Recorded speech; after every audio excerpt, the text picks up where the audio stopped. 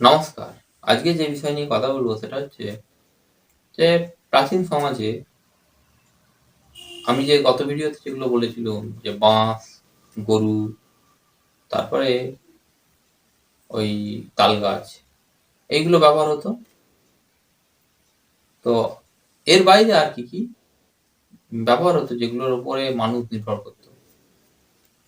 এটা শুধু এই গ্রাম বাংলা বলে নয়, এটা সর্বত্রই। মানে গ্রাম বাংলা হতে পারে, গ্রাম কেরলা হতে পারে, গ্রাম মধ্যপ্রদেশ হতে পারে। সব জায়গাতেই মোটামুটি এই জিনিসগুলোর আবার নতুন করে চল ছিল। এই যেগুলো বলতে যাচ্ছি। ১ নম্বর যেটা বলবো সেটা হচ্ছে নারকেল গাছ। নারকেল। নারকেল গাছ সেকালে ব্যবহার হতো। তবে তাল গাছের মতো করে নয়। নারকেল গাছ থেকে নারকেল গাছের যে ফল তার দুটো নাম। কচি অবস্থায় নারকেলগুলো ডাব নামে পরিচিত। সেকালে তো আজকের মতো কোল্ড ড্রিংকস হতো নি। এই যে কোল্ড ড্রিংকস গুলোতে দেখা যাচ্ছে এই যে বিভিন্ন রকমের কোল্ড ড্রিংকস। এরকম কোল্ড ড্রিংকস সেকালে হতো নি। সেকালে লোক ডাবই খেত। ডাবের জল।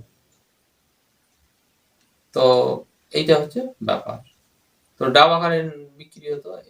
এর বাইরে ডাবটা পড়ে থাকলে গাছে সেইটা নারকেলে পরিণত হয়। নারকেলের ব্যবহার হতো। নারকেল ভীষণভাবে ব্যবহার হতো। বিভিন্ন পিঠে তৈরিতে, পুজো আচ্চায়, বিভিন্ন কাজে নারকেলের ব্যবহার হতো। নারকেল থেকে তেল বার করা হতো। এইগুলো হতো। এবং দক্ষিণ ভারতে নারকেল তেলে দিয়ে রান্না-বান্না হয়। আমাদের এখানেও নারকেল তেল শৌখিনভাবে খাওয়া হয়।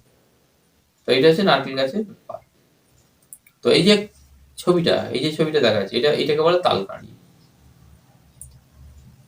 তো তাল গাছকে কেটে এইভাবে ব্যবহার হতো। স্বাভাবিকভাবেই প্রশ্ন জাগবে যে সেকালে যদি নারকেল গাছ ব্যবহার হতো, নারকেল গাছ থেকে এমন বেরোতো কিনা? নারকেল কাঁড়ি যাকে বলে।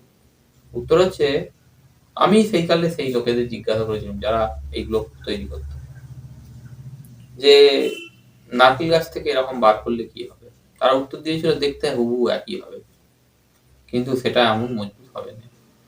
অর্থাৎ নারকেল কাঠ হচ্ছে ভঙ্গুর। ফলে নারকেল গাছ কাটলে সেকালে নারকেল কাঠটা মূলত জ্বালানির কাজেই ব্যবহার হতো।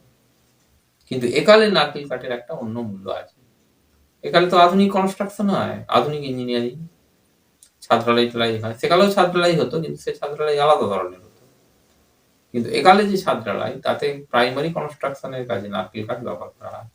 যার উপরে ছাদটা কাঁচা ছাদকে চাপানো হবে। অর্থাৎ সিমেন্ট, বালি এইসব মেশানো যে মসলা, স্টোন চিপ এগুলো মেশানো মসলাটা ওই কাঠের উপরই ঢালা হবে। যেটা ওই কাঠটা ধরে রাখবে। তো এইরকম জিনিসটা হয়। অর্থাৎ নারকেল গাছের মূল্য একালে বেড়েছে। সেকালে নারকেল গাছটার মূল্য কম ছিল। ফলগুলোর মূল্য ছিল কিন্তু গাছটার মূল্য কম ছিল। একালে নারকেল গাছের ফলেরও মূল্য আছে, গাছটারও মূল্য আছে। কোন দিক থেকে? আধুনিক কনস্ট্রাকশন বা আধুনিক ইঞ্জিনিয়ারিং এর দিক থেকে। এবার আসি কলা গাছ। সেকালের আরেকটি গাছ কলা গাছ। কলা গাছ হিন্দু পুজো আর্চার সঙ্গে যুক্ত। কিন্তু তারপরেও কলা গাছের কতগুলো ভূমিকা আছে সমাজেতে। কলা পাতা, কলার যে পাতা সেকালের লোক কলা পাতায় খেত। আজকের যুগে কোনো কাজের বাড়িতে হয়তো কলা পাতার ব্যবহার হয় বা লোক শখে আহ্লাদে খেয়ে থাকে তো কলা পাতায়। সেকালে মাটির থালা ভেঙে গেলে লোকের আশ্রয় হতো ওই কলা পাতা। কলা পাতা নিয়ে এসে কেটে তাতেই পরম আগ্রহে ভাত খেত। এটা গেল কলা পাতা। এর বাইরে তারা মান পাতাও ব্যবহার করতো। মান পাতা। এই যে পাতাটা দেখাচ্ছি বড় বড় পাতাগুলো এগুলো হচ্ছে মান পাতা। এই মান পাতাও ভাত খাওয়ার কাজে ব্যবহার হতো। তাহলে পাতার ব্যবহার হচ্ছে এইভাবে পাতা ব্যবহার হতো। কলা গাছের ক্ষেত্রে এর আর একটা ভূমিকা ছিল। সেটা হচ্ছে কলাটা খেতে পেলো। কলা খায় লোকে। কলা পুজোতেও লাগে। সব কলা লাগে না কিছু ক্ষেত্রে। কাঁঠালি কলা যেমন লাগে অন্য কলাগুলোর অত গুরুত্ব নেই। কিন্তু খাবার হিসাবে সব কলাই গ্রহণযোগ্য। এবার হলো যে কলা গাছটা যখন মরে গেল, ফলটা কেটে নেওয়ার পর গাছটা পড়ে থাকে ওটা মরে যায়। ওই গাছের ভেতরের যে নরম কাণ্ড সেটা থোড় নামে পরিচিত। সেকালের লোকও থোড় খেত, একালেও খায়। তো একালে এই থোড়ের একটা আলাদা গুরুত্ব পাওয়া যায়। সেটা ওই আধুনিক চিকিৎসা বিজ্ঞান যা বলে, বলে থোড় নাকি জটিল শর্করার মধ্যে পড়ে। অর্থাৎ এটা মানুষের শরীরে হজম হয় না। তাই ডায়াবেটিস রোগী এই থোড় খেলে তার রক্তে গ্লুকোজের পরিমাণ বা সুগারের পরিমাণ বাড়বে না। এইটাই। ফলে থোড়ের এক অন্য মর্যাদা বেড়েছে। কোনটা থোড়? না কলা গাছের ভেতরের এই নরম কাণ্ড, সাদা রঙের যে কাণ্ডটা, এই সাদা রঙের অংশটা, এইটা থোড় নামে পরিচিত। এইটা আধুনিক কালে বেশি মর্যাদা পায়। কাদের কাছে পায়? ডাক্তারদের কাছে, তারপরে যারা ডায়াবেটিস রোগী তাদের কাছে। পুরোনো দিনেও এই মর্যাদা ছিল। লোক ওই থোড় খেত, ভাবতো শরীরে লোহার পরিমাণ বাড়বে বা লোহার ঘাটতি পূরণ হবে, অর্থাৎ শরীরকে স্ট্রং করার কাজে ব্যবহার হতো। তো এই হচ্ছে জিনিসটা, অর্থাৎ কলা গাছেরও মূল্য সেকালের থেকে কালে একটু বেড়েছে। আর রইল পাট। পাট পুরনো সাহিত্যে পাওয়া যায় পাটের শাড়ি, পাটের শাড়ির কথা, অর্থাৎ শাড়িটাই তৈরি হয়েছে পাট থেকে। ঠাকুরের মাথার চুল টুলে পাট, কিন্তু বড় ব্যবহার হচ্ছে দড়ি তৈরি। সেকালে পাটের দড়ি তৈরি হতো। আমি পাটের দড়ি দেখাচ্ছি। এই যে দড়িগুলো, এইগুলো হচ্ছে পাটের দড়ি। কিন্তু সেই কালেতে এই দড়ি, যে দড়িটা দেখালুম, এইরকম মোটা মোটা দড়ি হতো, এরকম মোটা মোটা দড়ি হতো, এইরকম মোটা মোটা। সেগুলো বিভিন্ন কাজে ব্যবহার হতো। তো দড়ি তৈরিতে পাটের একটা ভূমিকা ছিল। এবার আসি মানুষের খাদ্যাভ্যাসের সঙ্গে পাটের যোগ। সেকালেও ছিল, আজও আছে। এই পাট শাক যে বলে, পাট গাছের এই যে পাতাগুলো, এই যে পাট ক্ষেত, এই যে এইগুলো হচ্ছে পাট ক্ষেত। এই শাক, এই পাত, ছোট ছোট পাতাগুলোকে, কচি কচি পাতাগুলোকে ভেজে খায় লোকে, পাট শাক খাওয়া বলে। তো আয়ুর্বেদ অনুসারে এই পাট শাক নাকি শরীরের জন্য ভালো। তো এই হচ্ছে ব্যাপার। তো পাট শাক খায়, সেকালেও খেত, আজও খায়। তো যেটা বলার কথা, সেকালে আমি পুরনো লোকেদের কাছে শুনেছি পাট নয়, সেকালে শনের বেশি ব্যবহার হতো। এই হচ্ছে পাট গাছ, এর মতোই দেখতে শনের গাছ, তফাৎ একটা আছে। আমি জিজ্ঞাসা করেছিলাম সবটাই, যে শন গাছগুলো কেমন দেখতে হতো বা শনের কি ব্যাপার। এই পাট গাছগুলো সোজা উঠেছে, শন গাছগুলো সোজা হতো না। শন গাছের গা থেকে ডালপালা বেরোতো। এবং তফাৎ হচ্ছে পাটের সঙ্গে শনের যে দড়ি হতো, সেটা পাটের থেকে অনেক বেশি শক্ত হতো।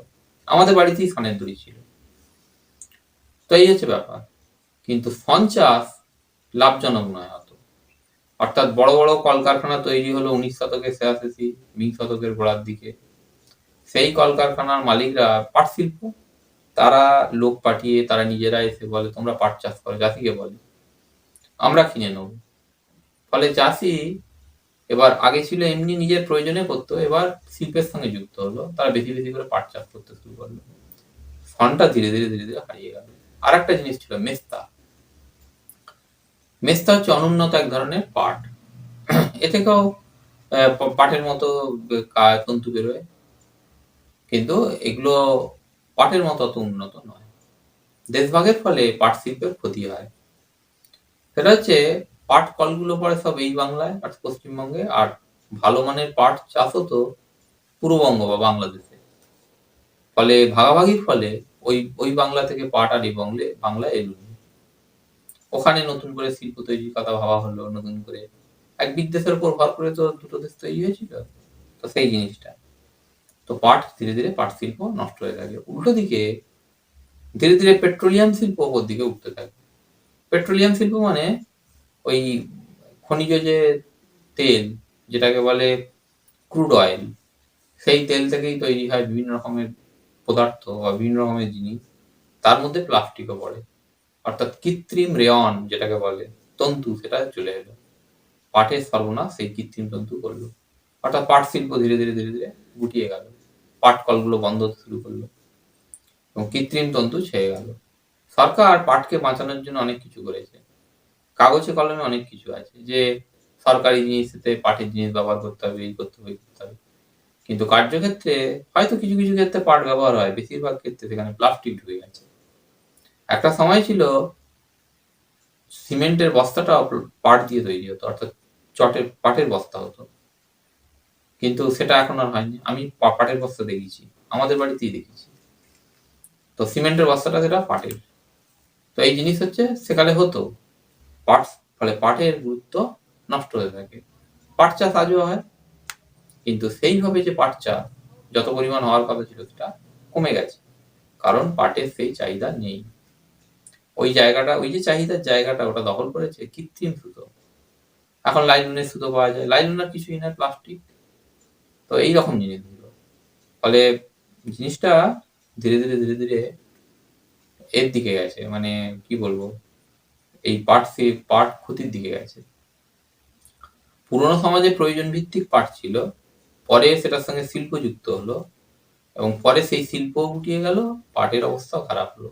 এখনো সেই পাট চাষ হয়, সেটা প্রয়োজন ভিত্তিক। এই যে পাট এগুলোর বাজার খুব কম, তবুও মোটের উপর একটা হয়, আর সেই হিসাবে এগুলো চাষ হয়। তো এইটা আর একটা জিনিসের কথা বলি, যে পান পুরোনো দিনে খুবই হতো, মানে ব্যবহার হতো, পানের চাষও ছিল, বহু জায়গায় পান বরজ ছিল। আজও কোথাও কোথাও পান ব্যবহার হয়, কিন্তু পানের সেই সামগ্রিক ব্যবহার বন্ধ হয়ে গেছে। পান প্রত্যেক বাড়ির লোক ভাত খাওয়ার পর দিনে কেউ কেউ 2-3 বার পর্যন্ত পান খেত। তো সেই পান খাওয়া অনেকদিন হলো, আজ 30-40 বছর হলো মোটামুটি বন্ধ হয়ে গেছে। পান আর লোকে খায় না, অন্যভাবে নেশা করে, কিন্তু পানের সেই চলটা নেই। পানের খিলি তৈরি হতো, সেই খিলি খেত। ফলে পান বরজ বা পান চাষ এটাও কমে গেছে।